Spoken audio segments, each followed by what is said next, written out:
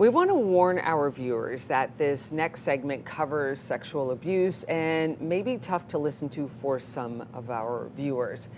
After years of research, Arctic predator hits shelves in the region. This book examines the crimes of a trusted teacher that left lasting damage on Inuit communities in Canada's Arctic.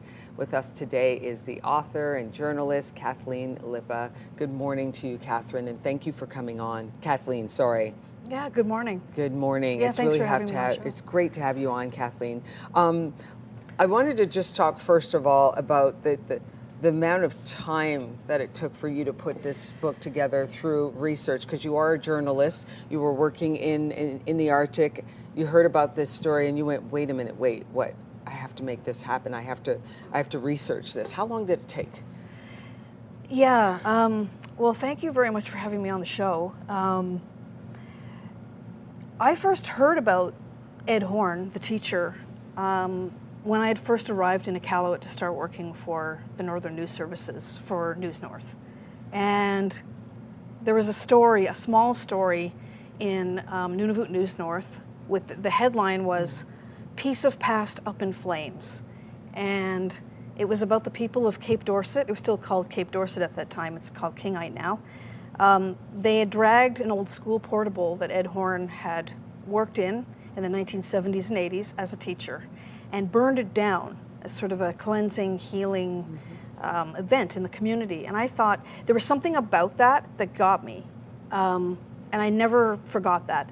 It stayed with me, even though I was doing many other things. You know what it's like, you're working in journalism. I was doing a million other stories. I wasn't a crime reporter. It wasn't my interest per se, but eventually I got curious about, well, what happened here? Yeah, why did they burn down the school? Why were people so happy to see that school burn down? That's what really piqued your interest. I started taking notes. That was 2003. I started meeting people when I would travel to the different communities, Sanikiluaq, Cape Dorset, Apex. People still remembered this teacher, even though he was arrested in 1985. He'd gone to jail twice. But nobody knew what had ever happened to him. So the stories were still in people's lives. The Inuit talked about him. He was and arrested. That's what interested me, the way that it had affected them. It had affected them. He was arrested twice, went to jail twice. What was he convicted on? Well, he pleaded guilty to sexually abusing boys in his care.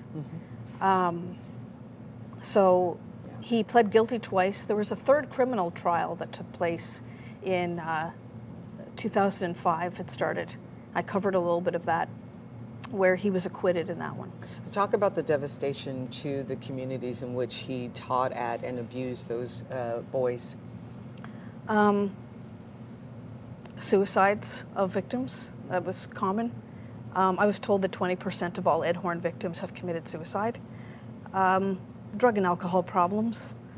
Hard time adjusting to daily life, to married life, things like that. Kathleen, it's hard even to hear, even to listen to the devastating effect that this abuser had on the communities. How did you write this book? Well, I had a lot of time. You know, I didn't rush the project. Okay. So I was building relationships with people in the different communities because I thought this should be a book. I wanted to let Canadians know what happened in the North. It was a story that had never been done before. Yeah. So I took time with it. I didn't rush the story. I made sure that I had built those relationships with people, went back and talked to them several times, traveled to the North several times, following up with people, to the point where it's now 2025. I started really writing it in like 2005, so like almost 20 years. So it was just notebooks, piecing it together piece by piece. Yeah. And then I think that's how I was able to do it, because I took time with it. I took breaks. I set it aside and then went back to it. What's happening? You've got a book launch happening, right? Yeah, so there's a book launch happening at Perfect Books in Ottawa tomorrow night, starting at 7 o'clock. And how are you feeling now that it's Book launch, the book is out. This book that you labored over for years now is finally out there. Yeah, I mean, it was released February the 4th, and I saw it in bookstores, in a few independent bookstores. And I used to think, oh, you know, book launches, you know, why do people do that? I understand it now because I feel like I want to move on to other projects. I've been working on it for so long, and I want it to have that official launch, to like a christening, to say it's done, it's here, and it's something that was never reported on before this widely. So now it's out now. And the people in the community, how are they feeling about this, finally getting this story out there? Well, the people that I spoke to, they wanted Canadians and the world to know what happened at Nunavut. We're really glad that you could do this. You were brave enough to tackle this really, really difficult subject and bring it to light.